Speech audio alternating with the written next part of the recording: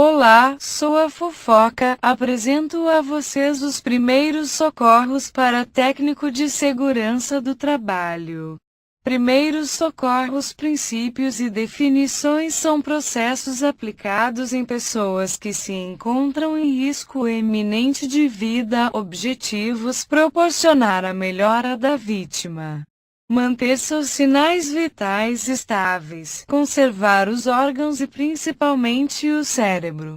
Socorristas: o profissional que for prestar assistência às vítimas em situações de emergência precisa ter conhecimento das a serem empregada, além de controle emocional.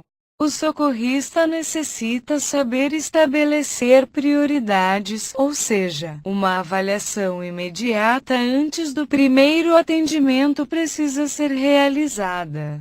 É neste momento que irá procurar as possíveis lesões que possam estar comprometendo as funções do organismo da vítima.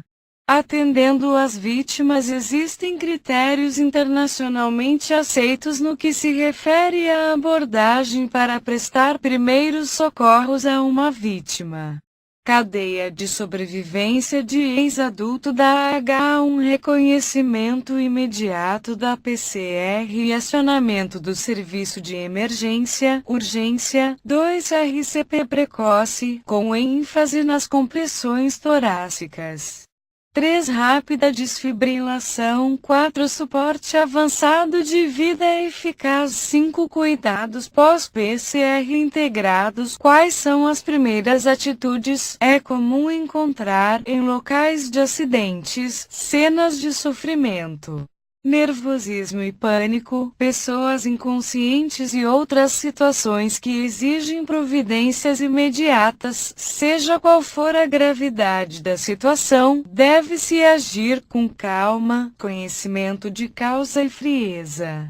Evitar pânico. Para isso deve-se transmitir confiança, tranquilidade e segurança para alívio dos acidentados que estiverem conscientes, informando que a ajuda especializada está a caminho. Se isto já estiver assegurado, órgãos públicos e números de telefones que devem ser acionados em casos de emergência. 193 Corpo de Bombeiros, 194 Polícia Federal, 190 Polícia Militar, 198 Polícia Rodoviária Estadual, 192 Serviço de Atendimento Móvel, SAMU. Informações importantes ao acionar o atendimento de emergência. Número do telefone. Quem é a pessoa que está passando a informação do ocorrido, local do acidente, o que ocorreu, tipo de acidente, número de vítimas, condições em que as vítimas se encontram, tipo de acesso até as vítimas, o que já foi feito até o momento, avaliação inicial da vítima. O socorrista não deve jamais demonstrar preconceito ou medo. Deve identificar-se dizendo seu nome e informar a vítima que está buscando ajuda especializada. Fale de forma lenta e clara e o mais diretamente possível, pois isso transmitirá segurança. Importância da avaliação da vítima. Realizar uma busca ativa de problemas que requeiram atendimento imediato. Nunca se abandona a pessoa em estado grave, com risco de morte. É necessário manter um diálogo constante, evitando que elas tenham diminuição do sensório e entrem em choque. Sempre que possível, informar a vítima o que está sendo realizado. Descubra quem são seus familiares para poder entrar em contato e comunicar sobre o ocorrido. Quando a vítima for criança, devemos olhar sempre de frente na mesma altura da criança. E jamais separá-las dos pais, pois isso causará um estresse podendo levar à piora do quadro do paciente, visando a diminuição dos erros ocorridos durante os atendimentos com vítimas de traumas. Desenvolveu-se uma sistematização conhecida por ABCDE do trauma. Letra A. Vias aéreas e objetos prejudiciais. Realizar a estabilização da cervical, pois sempre é possível que a vítima tenha sofrido lesão cervical. Letra B. Respiração e oxigênio. A avaliação pulmonar é fundamental, pois se a vítima ficar sem respirar por um período superior a 5 minutos, pode ficar com sequelas permanentes. Letra C. Estabilizar a circulação e controlar as hemorragias. O primeiro passo é verificar o pulso carotídeo palpável e hemorragias graves. Neste momento também deve-se avaliar a vítima verificando possíveis fraturas, esmagamento, evisceração, hipotermia, queimaduras e etc. Letra D. Incapacidade. Estado neurológico. Durante a avaliação neurológica, deve-se avaliar o nível de consciência. Se a pessoa encontra-se acordada e responde a estímulos verbais ou dolorosos ou está inconsciente, a escala de coma de Glasgow é a mais utilizada nesse momento. Além disso, pelo diâmetro das pupilas, pode-se perceber o grau de comprometimento neurológico e qual a causa envolvida. Letra I. Exposição e controle do ambiente. Sinalizar e isolar o local do acidente.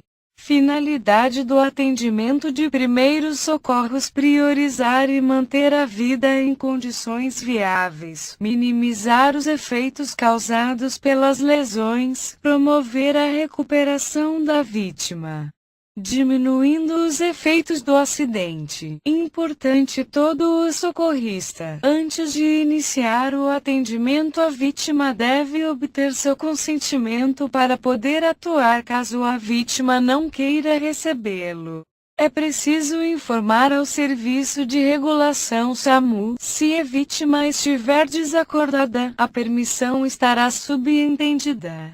Se a vítima for menor de idade ou alguém sem condições mentais de avaliar a real situação, deve-se obter o consentimento dos pais ou responsáveis legais. Perfil do socorrista: o socorrista deve fazer treinamento periódico e realizar teoria e prática ao mesmo tempo. Também é importante não descuidar da própria segurança, sabendo quando é necessário pedir ajuda a colegas de profissão. Caracterização de um acidente: os acidentes que mais ocorrem são com os idosos e crianças. Até dentro das empresas ocorrem muitos acidentes que poderiam ser evitados com as medidas de educação contínua. Por esse motivo existem hoje, dentro das empresas, as Comissões Internas de Prevenção de Acidentes, CIPA, as quais têm por objetivo tornar o ambiente de trabalho mais seguro.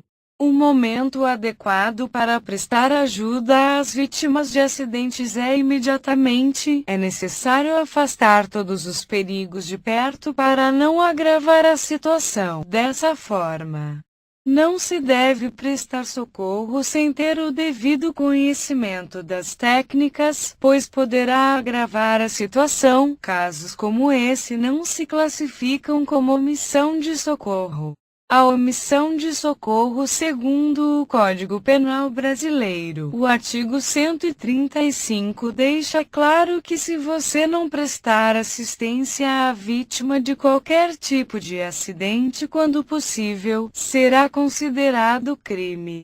Porém, ao solicitar a ajuda de pessoa especializada, você já estará providenciando o socorro que essa pessoa necessita naquele momento. Bortolotti, 2008. Importante: os sinais vitais são temperatura corporal, pulso, frequência cardíaca, respiração, pressão arterial. Quando esses parâmetros estão alterados, podemos identificar a existência de complicações das funções orgânicas do corpo humano, verificação de sinais vitais. Temperatura corporal é o grau de calor que o corpo apresenta.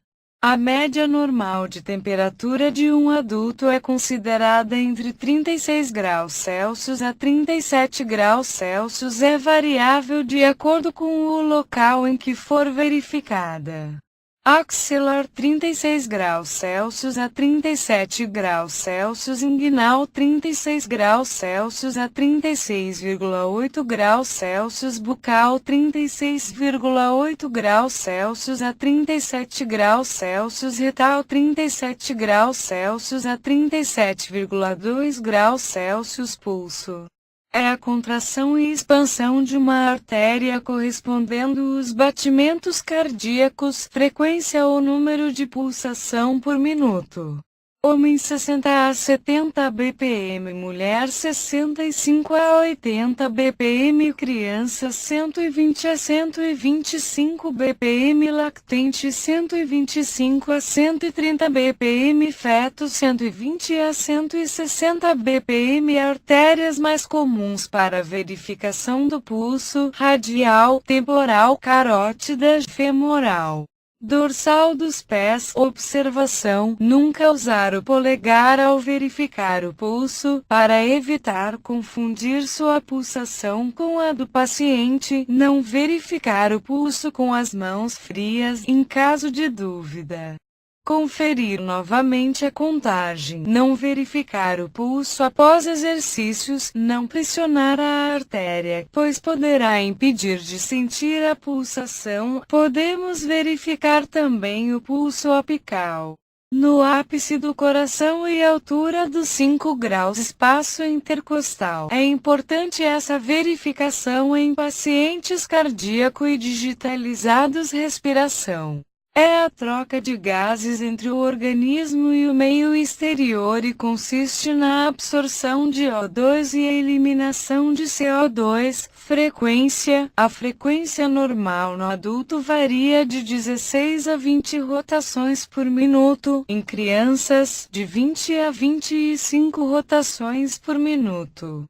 Em lactentes, de 30 a 40 rotações por minuto. Observação: não permitir que o paciente fale durante a contagem. No homem a respiração é a mais abdominal e na mulher mais torácica. Pressão arterial é a pressão que o sangue exerce nas paredes das artérias e depende da força de vários fatores para a sua manutenção: resistência periférica, ação propulsora do coração, volume sanguíneo, viscosidade do sangue, elasticidade da parede dos vasos. Se houver uma diferença de 20 a 30 mmHg na pressão de uma pessoa, é significativa pressão arterial normal. Pressão sistólica varia de 100 a 130 mmHg. Pressão diastólica normal varia de 60 a 80